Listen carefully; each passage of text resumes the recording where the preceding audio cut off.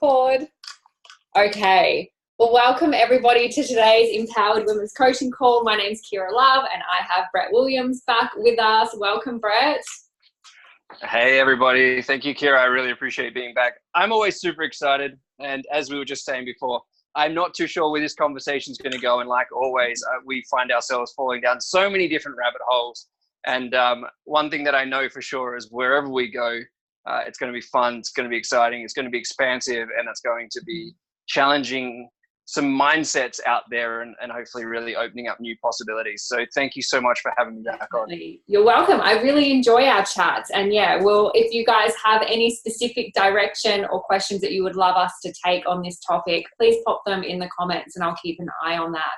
But today we are going to be talking about loving without expectation. And I really, really love this topic. I say that about every topic that we seem to talk about. But again, this is something that I have just personally learned through failure and success, like just how much this significantly impacts the quality of your relationships and the quality of your connections.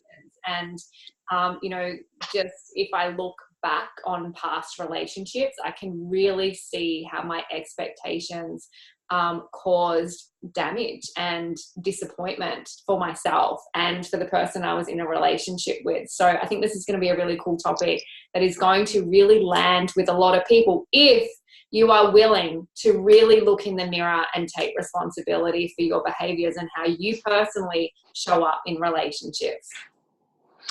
Absolutely, because I think this is something that can be very, very confronting because, let's just dive straight into it. When we're talking about the, not having expectations, because there's a high chance that you may have expectations that you don't understand are actually expectations that you have. And the reason why I say this topic is going to be more confronting perhaps than some of the others is because the first response may be, well, I don't have any expectations.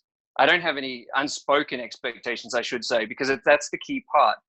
And what generally happens and what I've seen in relationships that have been going on for a period of time now, generally more so the longer relationships, couple of years, tens of years, whatever it might be, but it doesn't matter. It doesn't have to be that long. It can be a shorter relationship as well. And it can also very much be a very new relationship that's just starting out. But there can be a perspective in your own mind of, well, I've already said this to this other person, therefore they should know that this is something that I'm not okay with or whatever it may be. And yes, there is definitely some gray areas around that example that I was just using then. But the thing is, it's then being reactive when that person responds in a way that you believe that they should know. Mm-hmm. And it's in those moments that starts to drive a wedge between a relationship.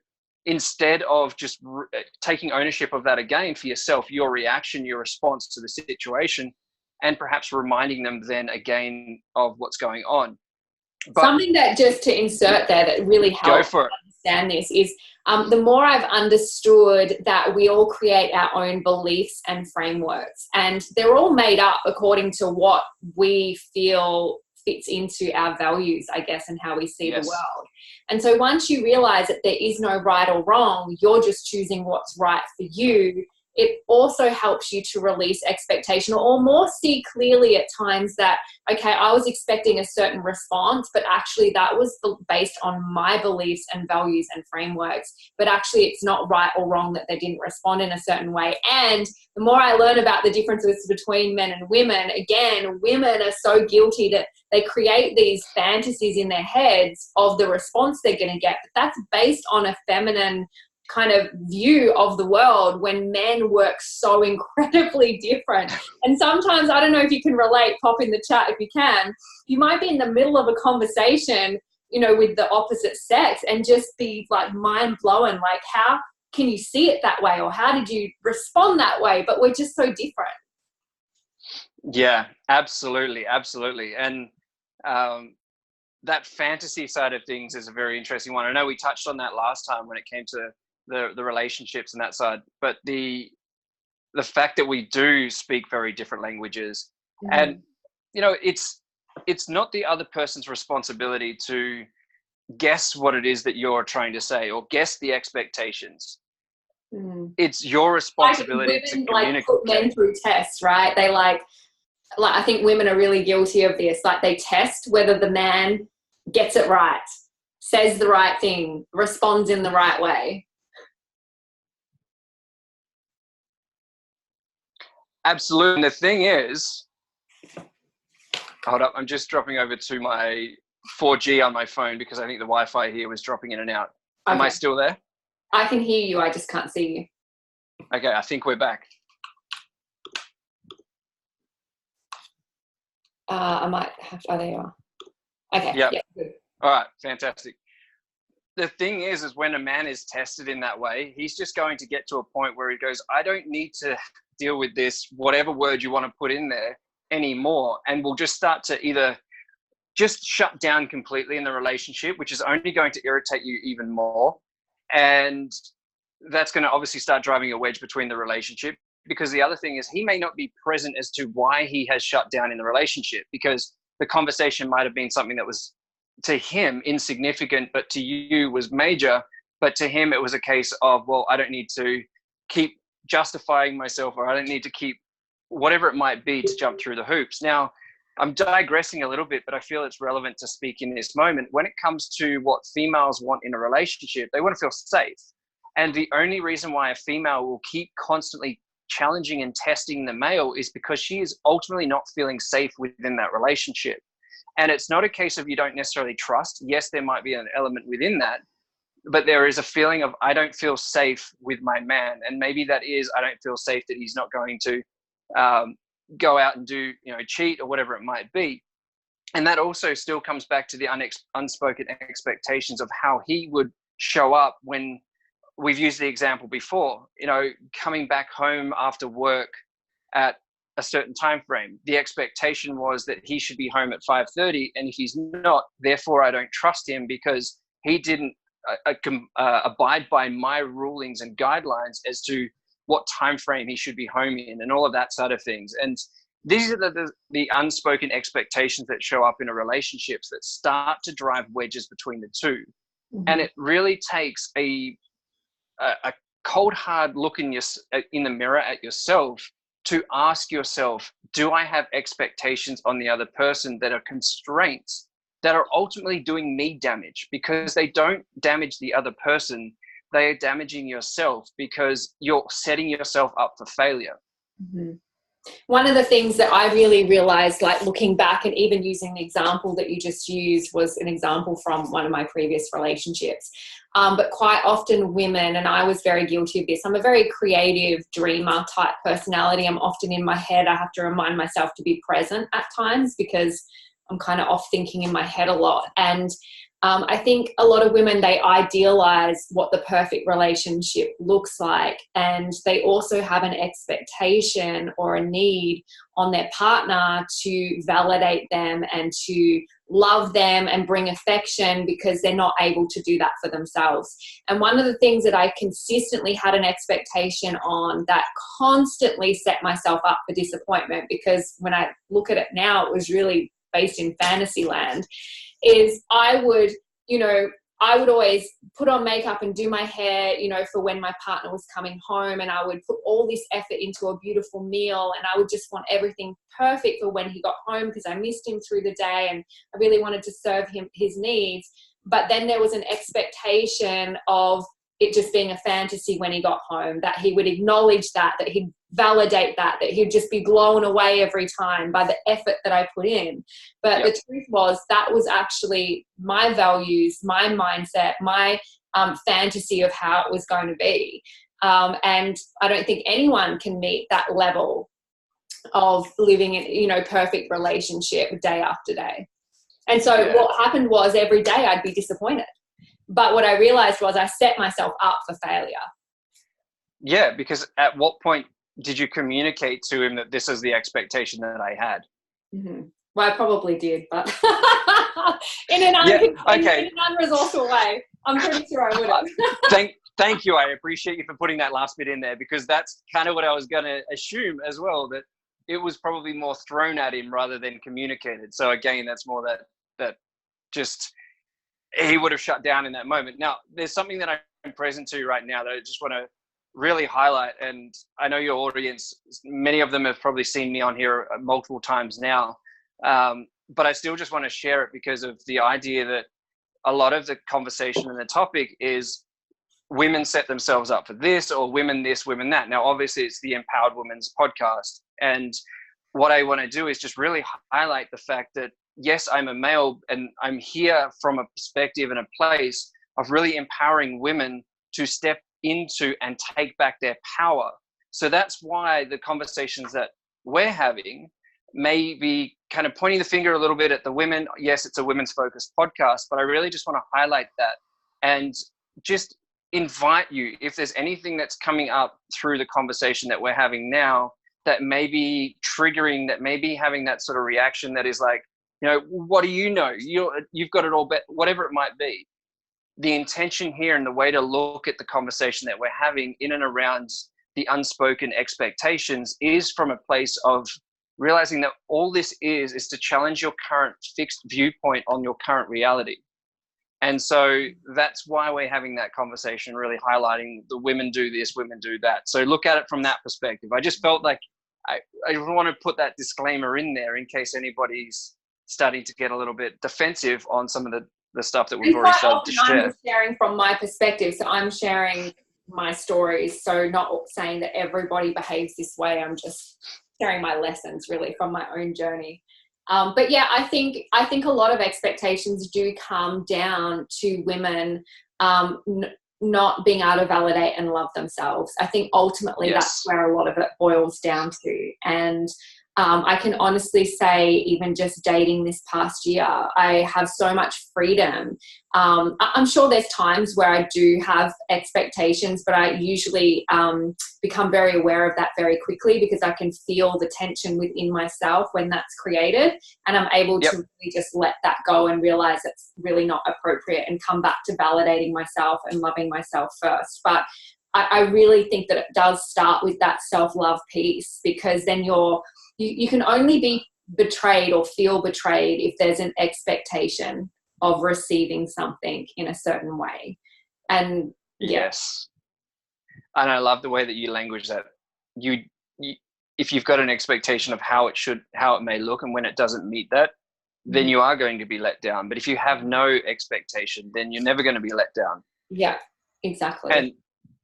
And so being aware of taking ownership, and that's where it does really come back to, as you said, it's taking ownership for who you are, your past, your stories, your emotional reactions and responses, your bad day, your emotions, everything along those lines, and really taking ownership for that and being able to communicate that in a way that is non-attacking. Because obviously the other part of this is, okay, well, this is great having unspoken expectations, but how do we really start to know what is something that how do I know to communicate this expectation that I've now become aware of is an unspoken expectation that my husband's letting me down on, or my work colleague is letting me down on, or whatever it might be. And I always say it comes back to, if it's something that you're stewing on and you're mulling over and you're giving energy to consistently, then it is your right to yourself to communicate this. I think the step before that, and I definitely, I think that's really important. Another lesson that I've learned is to let some shit go. Like, don't fight and react and have to express every little feeling that you have. Chances are some of them are unrealistic expectations based on your fantasy of how someone should be.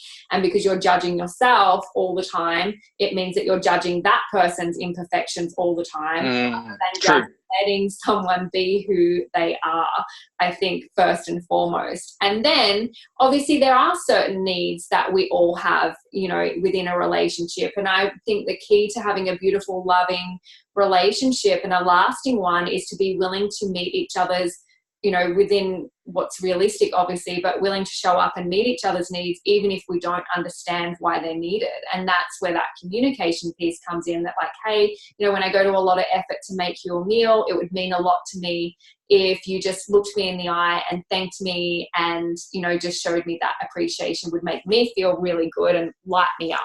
And then when he does that consistently and you reward him for doing that, then you have this beautiful exchange that creates connection. Yes. Yes. And in that moment with communicating, like you had just said, there's that vulnerability piece. Yeah. And it's through vulnerability that the deeper connection is created. Mm-hmm. One way I've learned to really communicate with men, like there was this one exchange that I had recently. I'm quite a punctual person, and nothing makes me crazier than waiting around on someone when I could have used that time. I'm okay if someone's late or they're juggling a few things, but just let me know, because there's a million things I could do with that hour that you were running late on, right? So, and the way I expressed it was, I'm a really punctual person, and I just want you to feel like you can really win, and it's easy to make me happy. Just let me know. And so it's really just because men want to make us happy. So make it easy for them to make you happy. And me 5 years ago would have tested that person. Oh, I bet he's going to be late, blah, blah, blah. But me 5 years later is like, I'm actually going to set him up for success and just express to him my value and how he can win. Just let me know, because it's important to me that I utilize my time. So it's not putting an expectation that you can never be late and how dare you have other priorities or any of those things. It's like, let's just set each other up for success. And it just went smoothly from there. There was no, oh, I've tested you, now we're going to have a fight because you failed the test that you didn't know that you were in. I love all of that. And and a key thing to really express there is like, how did that make you feel? Like, totally empowered. I feel like I'm directing and guiding all the relationships in my life, with friends and family. And it's like you're setting people up to win, to bring more happiness and connection, rather than, and that was the other thing I was going to say, when you let someone just be themselves, I love the Brene Brown quote that's going around at the moment, is assume that everybody's doing their best. Yes. Like, people aren't sitting there going, I can't wait to piss Kira off by being an hour late, right? No. Whereas 5 years ago, that might would have reacted to that being the truth, right? That's how I would have seen it. How dare they, right? Whereas now I'm just like, look, if this is an expectation of mine, it's a value of mine. It's not a value of theirs. They may have other priorities. So I'm just going to let them know how to win in this scenario with me so that everyone's happy. Yeah. And ultimately, when you were conveying that, were you conveying it for him or were you conveying it for yourself? I think both, because I didn't want to I knew I would feel disconnected and frustrated if that person hadn't respected my time. Yes. But I also knew that that person wouldn't have known it was of that level of importance to me if I didn't communicate it. Yep. So I would be setting him up to fail if I didn't express it, because I knew that he was a more relaxed style with time. And whereas me, I'm juggling a million things. If I've got an hour, I want to use it. So, yeah. Perfect. And so down the track, when it comes to, let's just say that individual is not punctual multiple times and things like that. And I'm not saying that he is. I don't even know who you're talking about, but I'm just using it as an example. You've conveyed it, you may convey it again. And then at some point, you've got to make a decision for yourself, whether that's still an individual that you want to have within your life. And I think that's where too often there's kind of that settling part and not really honoring yourself to say, no, this is something that's valuable to me. Mm-hmm. And where is that in my hierarchical values list when it comes to relationship? Is being punctual my highest value? Well, if it is, well, then honor yourself and honor that is something that you deeply desire and value within a relationship. And I think that comes back to loving yourself first. Correct. Because, even if I just look at, because I've been dating this past year, I haven't really had another significant relationship, but It is that. It's like everyone that I've dated has actually been a quality human being. But in loving myself first, you can go, okay, we're not in alignment with my highest values. It doesn't make yours right or wrong or mine right or wrong. We're just not in alignment, and I'm going to love myself by knowing that there's something better for me, a better fit for me. Yeah. And the other thought that comes to mind just then is that others may not actually say their expectation. They may leave it as an unspoken expectation because they're fearful of the reaction or the answer of the other person, because there's that underlying part that then would be validated of, you know, people don't respect me, people don't love me, whatever it might be. And as you say, it's coming back to really owning that space, accepting and loving of who you are, and really valuing that. And when you do, you can express it from a place of, well, if that person turns around and says something that isn't the answer that I'm deeply actually wanting to have because it's what I value, well, then in that moment I can turn around and walk away and be okay with that.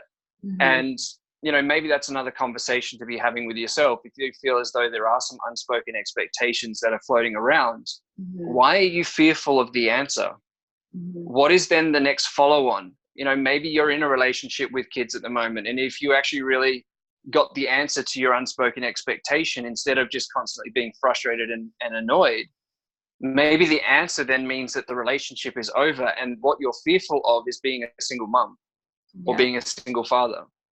And so then it's a case of going into that space there and really getting to heal. Why would that then, you know, why is that impactful? Why is that something that's fearful for yourself? Maybe it's a case of there's a belief that says, if I'm a single mother, I cannot be successful, or my parents or my society will look down upon me because if I'm not in a relationship, you know, whatever it might be. And so when you can really start to heal what's underneath the unspoken expectations, then you're able to have power again over your unspoken expectations and speak your expectations from a place of not having fear, not having any self-judgment, but just speaking your truth. And that's one of the things that is so empowering, and really the core fundamental parts of a lot of the program work that I do with women is to really uncover what is that that's there, what is that deeper fear, and becoming accepting and bringing peace to it so that you can then speak your truth from your power. And it's speaking your truth in a constructive way for you and the person that you're sharing with. I think, I don't know if this was just my experience personally, and something that I've worked a great deal on recently to improve, but communication between partners. You know, we express from anger and rejection, and I just remember that feeling, I would equate it to being betrayed. And because I was looking at it from my beliefs and frameworks and that expectation that this person should just know how to show up and meet my needs, and you don't. So therefore it's a feeling of betrayal. But, you know, when you come back to just loving people unconditionally and seeing them, you know, in their own wounded child state, that they really are just doing the best they can. And we need to learn how to express in a more resourceful way what it is that we need. I think we also just need to be able to self-assess what our needs are and why. And like I said, quite often there's actually just a whole heap of healing that needs to go there, because the person I am today will happily make that meal and still put on makeup and do all those things, because I just want that. For me, that's just giving and loving and serving the person that's in my life. I know that I won't need a response from that anymore. It's like when love is an action. Love is unselfish. And I think so often in a relationship, we only do things in exchange. We're in it for selfish reasons. We're trying to shape the person into what we want them to be to meet our needs, instead of waking up every day and saying, how am I going to love this person today? We're keeping tabs on how they're loving us. And I think that's one of the easiest ways to transform your connection with someone, is to stop focusing on receiving and just focus on giving. And you know what? If you get 3 months into doing that and you're getting nothing back and you're exhausted, that's then time to look at who you're in the relationship with. Because I think if you've got a beautiful, loving connection, it's only going to flourish from you giving, and you're going to be filling up as you're giving at the same time, I think. Absolutely. We said it on the last conversation that we had, which was around the need for control within the relationship. And again, this is sort of linking back into the unspoken expectations. But, you know, if your man's going to cheat, let him cheat now so that you know now rather than in 5, 10 years, 15 years time, whatever it might be, and don't put yourself through that pain type thing. So, yeah, just have a look at where you're at within the relationship. And, you know, that does come back to who you're calling in. Like, as you say, you'd be comfortable with cooking and not having that response. But the thing is because you've set the expectations in other areas, you would have a man who loves and respects you and will ultimately naturally want to thank you and appreciate you for the cooking and everything that you're doing anyhow. And that becomes a natural byproduct of it. Rather than it's giving them what you want to receive too, right? Like if they've been working all day, and obviously men and women, we both have our roles and we're all tired and all of that. But like if you're not receiving it, then try giving it for a while. Like are you know, just expressing your gratitude for your man going out and slaying dragons all day long. And you know, even if you have a joint responsibility to provide financially, a man typically wears the emotional responsibility more of that role in terms of stress, as much as women typically, not always, carry that responsibility of nurturer of the children, even if you're both working and you're both nurturing. So, you know, I think, again, it's not just expectations. It's we all get so guilty of withholding because we're not receiving. And it's the expectation of, well, you're not doing this for me, so F you. I'm not going to do it for you. So that's absolutely going to create more disconnection. If the goal is to connect, someone has to go first. Yeah, absolutely. As you're saying, like, yeah, the unspoken expectation there might be that it's the man's job to make the romantic move first. And there's no, as you said, like beliefs, all of these things, they're absolutely 100% made up. Mm-hmm. You know, there's no rule that says a man must go first or a woman must go first or a man must do this. Yes, there's been some social conditioning over the thousands of years or hundreds of years, whatever it might be, because we've taken on specific roles within society. And we've kind of got these, the roles that have then created the expectations of how a man should show up and how a woman should show up. And do you think men just naturally are not inclined to naturally feel all these romantic thoughts and have all these romantic visions of how they're going to do all these romantic things? Like that's more of like a woman's fantasy than how a man typically naturally is, do you think? Or like, I don't know, I'm not a man. It's a question I'm asking. Yeah, no, absolutely. There's a couple of different thoughts that came to mind, some a little bit sort of all over the place. Because how I'm thinking is, if you're a woman and you're in this relationship and your man's not being romantic and you've got this expectation of, oh my God, you know, like even thinking about Valentine's Day coming up, right? You're fantasizing about all this romance. And when he doesn't replicate the fantasy, you're going to be pissed, right? You're going to absolutely. It.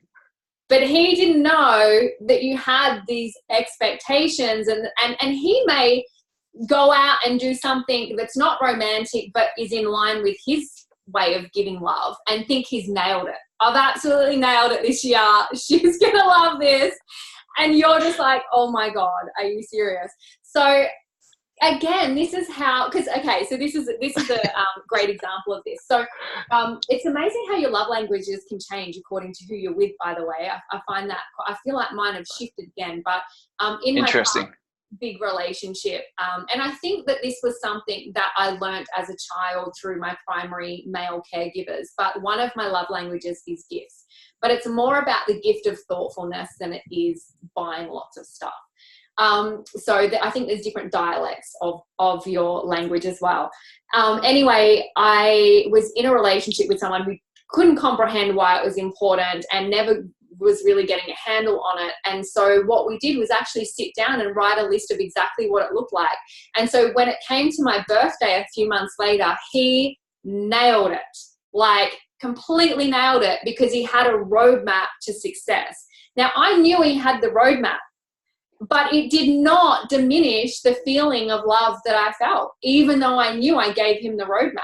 So if you have a specific expectation that is going to make you just light up and be filled with love coming to Valentine's Day or the weekend or whatever it is that's important to you, you know, sit down and communicate in a really loving way why it's important to you and what it would look like to make you happy. Give him the keys to success on how to make you happy. And it won't make it feel any less good when it happens. And then stop trying to control the how. Yes. There's a few things that came up as you're saying. And, you know, I know friends who have been planning proposals. And because in that time, my ex, I was engaged with in my last relationship, so I can understand all of the things that you're doing covertly behind the scenes, and that on the outside creates a different, different behavior patterns and things like this, which can then have the female feeling like, what are you doing? Like you're doing all this covert stuff and secretive stuff, and then next minute, like I remember, like the moment that I was going to propose to my ex. I was standing there looking at her and I was nervous. It was a hot day and I had this big jacket on because I had the ring in my front pocket and the jacket. We'd gone to breakfast. We'd gone to where the first date was. And in that moment, I was trying to gather my words, but because I was acting a little bit differently, she literally said to me, she goes, "What, are you going to propose?" And like really kind of ruined the mood. And I'm like, well, actually, yes. And I had all of this thing planned out in my head as to how romantic it was going to be. I was going to get down on one knee and really have that impactful moment. But because in that moment I operated and I behaved in a way that was different to how I had normally reacted, because I got a lot more self-conscious, I wasn't relaxed, I was all in my head. And it wasn't a case of I was thinking otherwise and not doing it whilst the relationship didn't work. And that's what the relationship was, that was its path.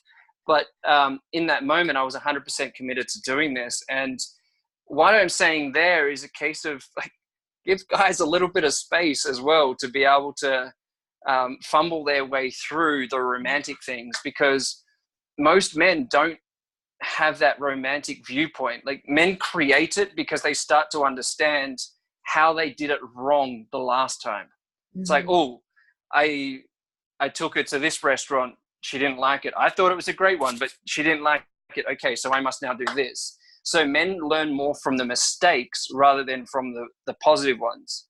And men most of the time, I was going to say, men most of the time are fearful of getting it wrong. Yeah. Because when they get it wrong, the female tends to jump down their throat. When they get it wrong.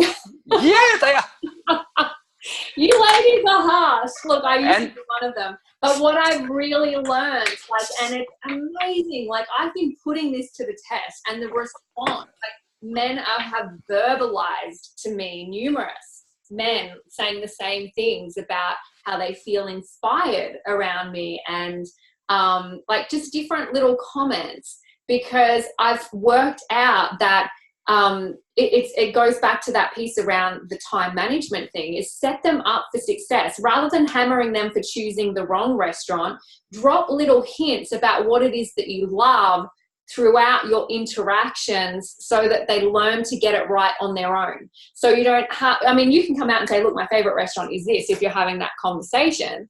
But, I'm trying to think of an example, but I've consciously been helping guide men, I guess, without them knowing, this is actually how I like to be treated, or this is what's important to me, just through conversation, rather than hammering them when they get it wrong. Absolutely. And that's beautiful. And I take my hat off to you. And from the man's perspective, there needs to be more women doing this for men, straight out, because as I said, men are fearful of getting it wrong. And at the end of the day, a man does by nature want to do this. He wants to please his woman.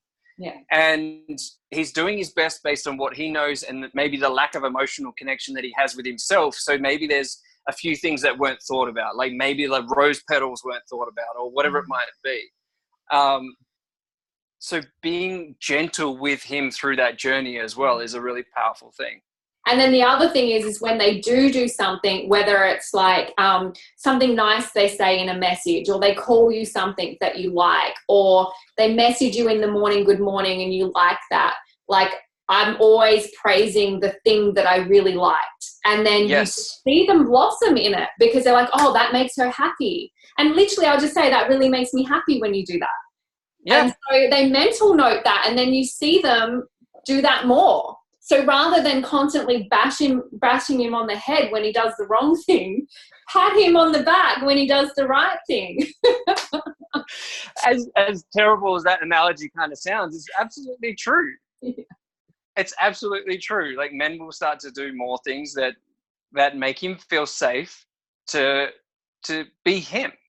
And I think we mentioned on one of the other ones, I know that there's so many times with the relationship dynamics that start to show up more so now, with having women being more dominant and stronger within the relationship and within life and society, and really more focused and driven in that side, and men now starting to take a bit more of a back seat. Men are, to a large degree, yes, do need to step up. That's another conversation, but are fearful, as I said, of getting it wrong, because men have been through maybe an emotionally abusive relationship that they don't understand how to really even attach to, understand, and work through. So they're almost cowering in the corner straight away. Yes, there are those macho, very alpha male men out there as well, but then that brings in a different dynamic also. But really being able to kind of being like, give the treat, good boy type thing, as you said, like pat on the back. It allows him to start to know that he is safe to do these things, and he will by nature start to do a lot more. And so you'll get the love, you'll get the connection, you'll then start to, if that's around where the unspoken expectation is for yourself, that you're not connected enough, he's not doing enough for you, whatever it might be, that will then start to shift, because all of a sudden you are communicating it. You are communicating it through the way of, hey, I like what you did there. I like it when you do this. And that goes for every area of your relationship. 100%. Like physically, emotionally, in the bedroom, out of the bedroom, with the kids, parenting, like in all avenues it works, rather than criticizing the thing and constantly nagging and bitching and complaining about the things that don't work. Expressing the things that make you really happy that he does do, and then learning how to communicate better your needs and how he can meet them so that it would make you feel really happy.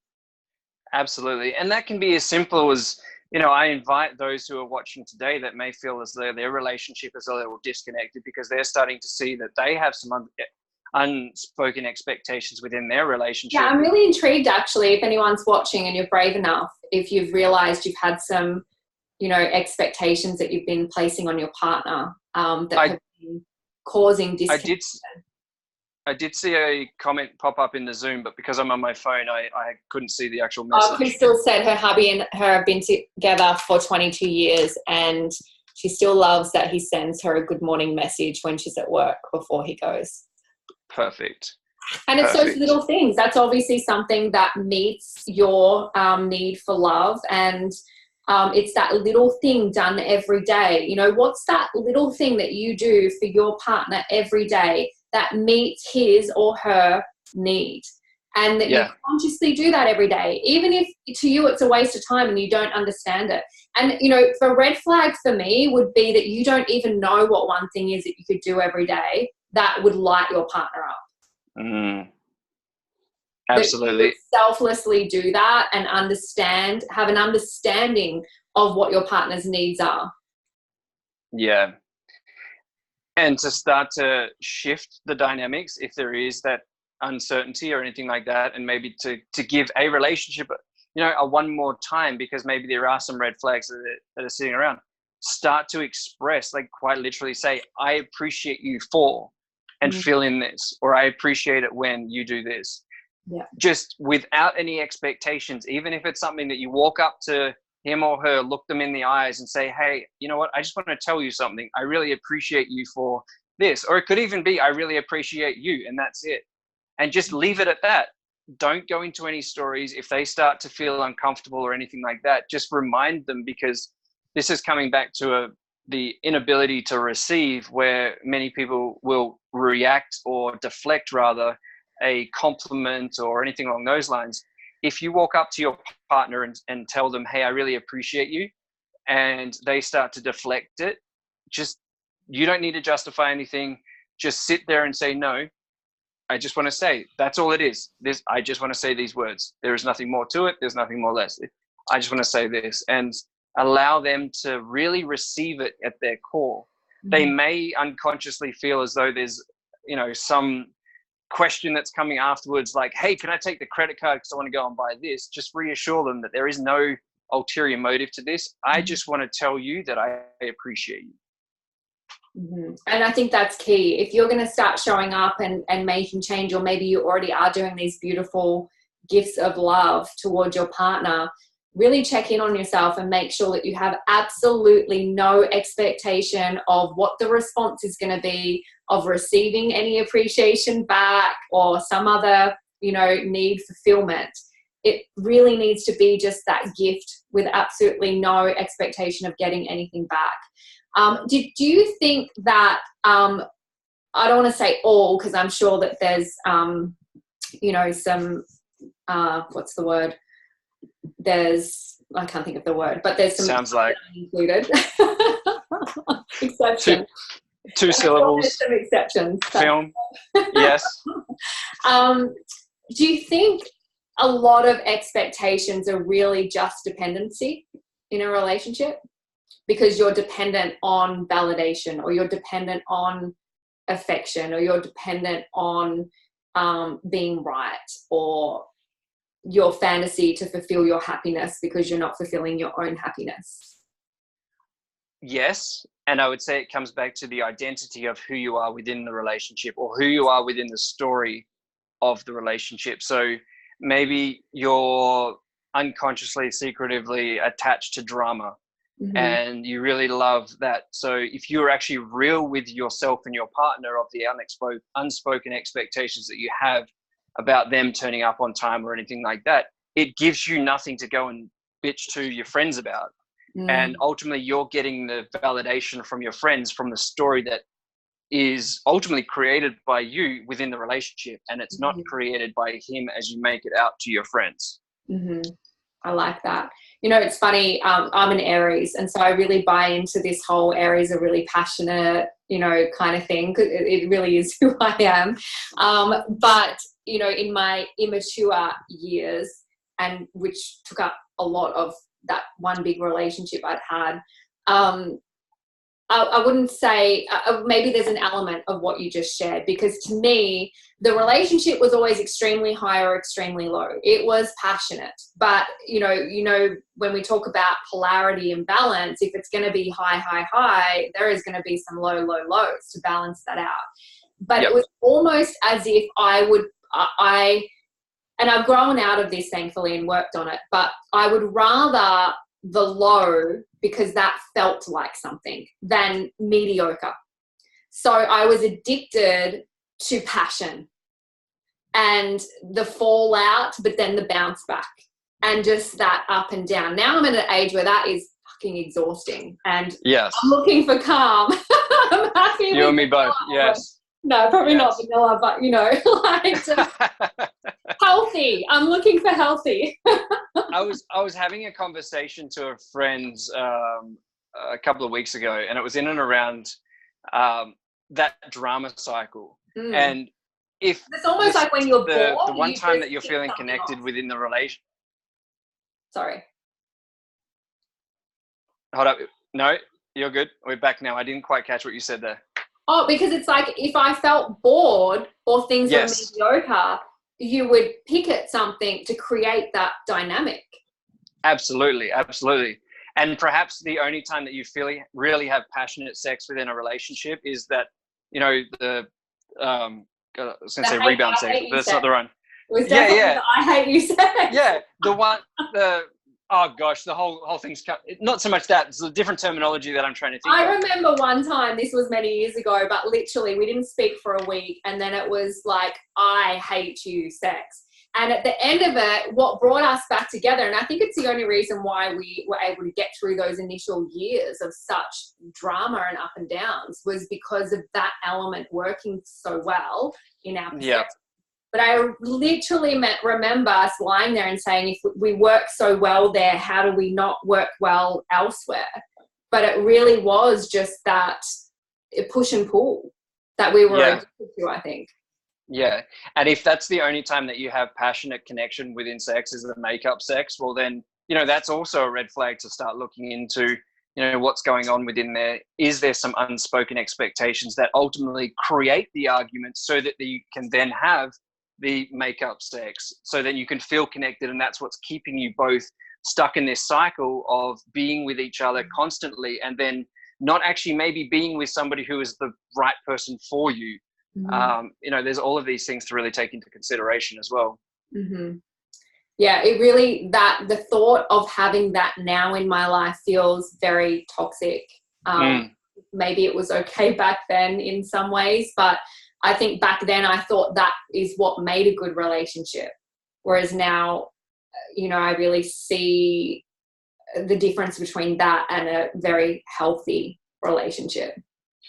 And okay, so a good question within there.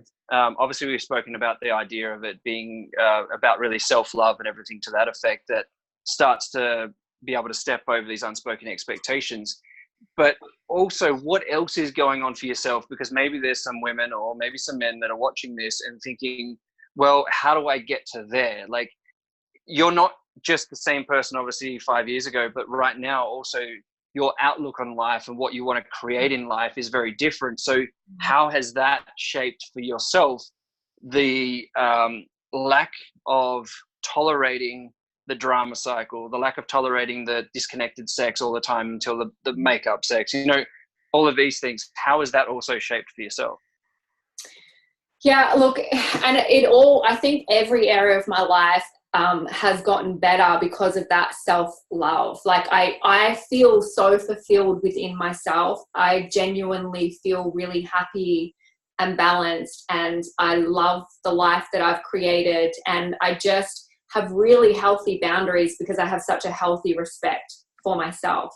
So there's no looking for anything on the outside to fill holes in myself anymore. So I think a lot of that passion was fueled by needing to feel okay in a moment, to feel loved, to feel desired. I don't need that from the outside anymore. So therefore, something healthier and calm feels so much more ideal, because I like feeling balanced and calm now. Whereas before there was so much internal chaos inside all the time, just so much self-loathing, and that no doubt that shaped the external chaos as well, because what I was feeling on the inside I was projecting on my partner all the time, and the expectation for him to love me because I didn't love myself as well. So the amount of expectations and pressure on him to get everything right so that I could feel good. If he didn't say, I'm sure, I don't remember specifically, but I'm sure that there would have been so much expectation to say the right thing, do the right thing, make me feel good. Absolutely. Right? Which would have been an incredible amount of pressure, because a man just wants to make a woman happy. But when you are genuinely happy yourself and you're a self-ignited source of light, you're not looking for that from anyone else, I think, first of all, you're more enjoyable to be around, and you become that sanctuary that a man is actually going to want to be around. But yeah, you have those healthier boundaries, I think, and you're looking for something healthier. Yeah. And so would that also be like, if you put the two sides side by side, would it be back then maybe being a little bit lost of life direction and purpose and what you want to create in this world, whereas now being a lot clearer on it? Yeah, absolutely. When you're on mission and on purpose, you've got less time for drama. I think you find yourself and you love yourself more when you're in service to others. And yeah, I just was so lost then. I think a lot of women certainly in my friendships over the years and in coaching, women, and maybe men as well, I'm only speaking for myself, but who don't have a purpose or something outside of themselves to focus on, have way too much time to think crazy shit in their head all day. Right? I don't have time to sit around and think about how that person didn't say this in the exact right way. Right? There's no time for that bullshit. It's like, even just people in my life like that create drama or tension, even just a little bit, I don't have time. Move out the way. Whereas back then I might have stewed on something a friend did for a week because I have nothing better to do with my time. Yep. And the reason why I've asked those questions is because I want to create some tangibility out of our conversation today, and really highlight as to, yes, I know we're talking about unspoken expectations, but I also want to highlight the differences in what's really got you into this place where now you're not prepared to settle for mediocre. You're not prepared to have the chaos and all of the drama cycle and everything playing out. And because maybe somebody might be still stuck within there and they're like, how do I get out of here? And so really coming back to the things that you have said, which is looking at that self-love, and that self-acceptance is really tying in there as well. Self-acceptance of where you're at will help you to self-love as well. But also then starting to look at like purpose and really asking yourself those questions of like, what is it that I actually want to create for my life? What is it that I want to create in this world? And how do I really want to impact this world? And when you can start to really marry those two together, your world will start to shift and start to step into that place of being less tolerable for people who are still in the old world. And that's perfectly fine. Everybody's on their own personal journey. There is definitely going to be times when maybe the high school friends you've just outgrown, and that's okay. What would you say to that, Brett? Because this happens a lot, and we see it a lot happen in our business, actually. It starts out usually by, well, it can go either two ways. Either the partner who isn't growing, because I'm always going to be on a journey of self-growth. That's a never-ending journey. I'm going to seek that out. It makes me happier. It makes me a better person. It's going to make my relationships better. And I can only control me, so it doesn't matter who I get in a relationship with, I am going to work on me. Yep. And I know that that is going to significantly impact the relationship positively. So what we find, because our business, as you grow, your business grows, what we find is either, and I'm talking from a female perspective, the husband gets very needy and clingy and pissy because he can see that his wife is about to grow and he doesn't perhaps want to join in the growth, and has that insecurity, which is a total natural thing. She doesn't want to see her have new friends and a new environment, and that causes some insecurity. Or and this is very common as well, the woman will stop herself from growing and will keep herself there because she doesn't want to outgrow her partner. What would you say to that? Because for me, I mean, the ultimate is that you grow together. But I can honestly, if I stayed stuck where I was and I didn't choose to grow no matter what, I would still be hating myself. I'd still be having so much internal suffering every day. And I feel so much freedom and happiness now. And I think that that's a gift that everyone should be able to experience and not having to live in fear that that's going to cause endings or disconnect to relationships, which it doesn't have to. It does not have to, but that's agreed. And look, I totally resonate with yourself as far as when I look for any other relationship, or at the moment it's not a focus of mine, but ultimately still putting it out there, and what it is that I want to call in from a relationship perspective is somebody who is working on themselves and growing and everything like that, because it's something I value. But coming back to with what you were saying of the first example of, say, the woman's in the business and she's starting to do a lot more personal development because it's what's required within the industry, and their partner and I think they desire it too. It's not just because it's required. It's like they're hungry for it. Absolutely, very true. And it can come back to either the man's just not understanding the journey because he's so far detached from personal development, self-awareness, all of that side of things, and maybe his own emotions as well. But he's going to feel threatened. And the only way to, well, let me take one step back. When it comes to the man feeling threatened, generally what's happening in the relationship is that from his perspective, he's seeing that he's not needed anymore. Mm-hmm. And this has come back to something that I think we've mentioned on maybe the first conversation that we had, which was, as the example, if there's shopping in the car and your man is around, instead of you grabbing all of the bags just because you can, ask him to help you. Mm-hmm. Invite him into the relationship and let him know that you still need him as a man. And as a man, it's generally the physical strength. It's, the doing stuff is what men generally feel accomplished and feel their worth within a relationship. But yet all of a sudden, if the personal development growth is starting to take place and he's starting to feel so disconnected. Yes, you might be starting to speak some very different language to him. I know when I first heard the personal development speech, which was my ex, I remember sitting there, we were at a function or at a party, and she was talking to somebody next to me. I felt like I was stupid. I was sitting there, they were talking about law of attraction, they were talking about all of these elements, and I was sitting there. They could have been speaking Chinese for all I cared, and she happened to be speaking to another guy. I felt so insecure. I felt inadequate. I felt, as I said, stupid. And the thing is what would have worked really well for myself there was, and I can't remember how I reacted. I just remember that one moment. But is to, slowly and gently, introduce some of the terminology in, and eventually I picked it up. Mm-hmm. Obviously, I'm very chalk and cheese from who I was then to who I am now, but really ensuring that the man knows that he's still required and valued within the relationship.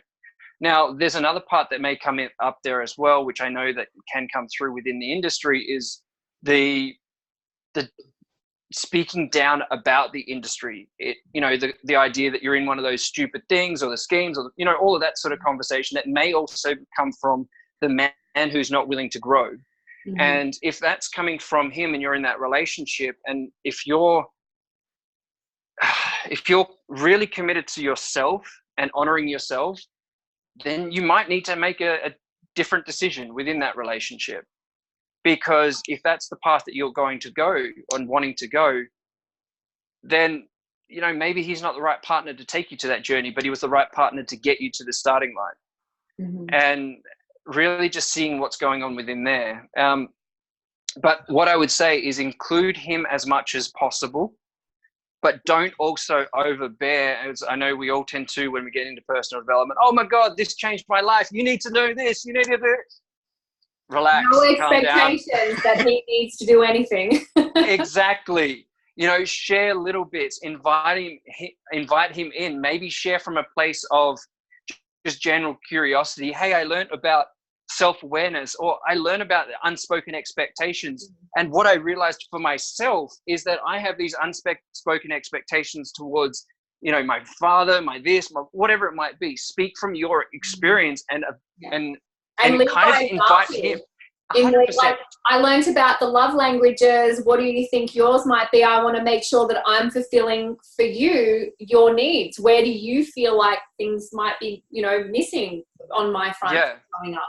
So you actually just show up for him, and over time, he's going to naturally want to reciprocate that. Over time, he's going to go, holy shit, that thing actually just works. This feels really good. I wonder what hers might be. He might not say it in the moment, and he may not even verbally express it, but I'm sure over time he's going to, if you create positive associations to the work that you're doing, because it's positively impacting your relationship and his needs are getting met more, then he's going to be open-minded about it.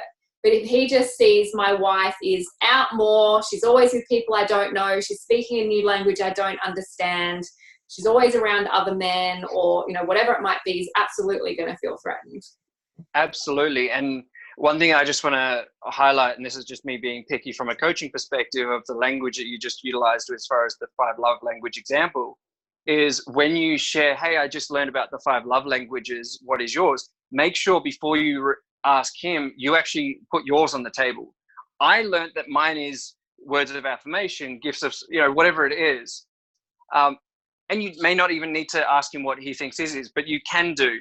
But make sure that you're speaking 100% from your own ownership and your own space, because then he may feel invited to actually join in that conversation. And the other thing that comes to mind when it comes to the particular industry and business as well is that obviously things like 3-way conversations and everything like that is very evident, and it's very much a part of the process when it comes to supporting new members joining the business and everything like that.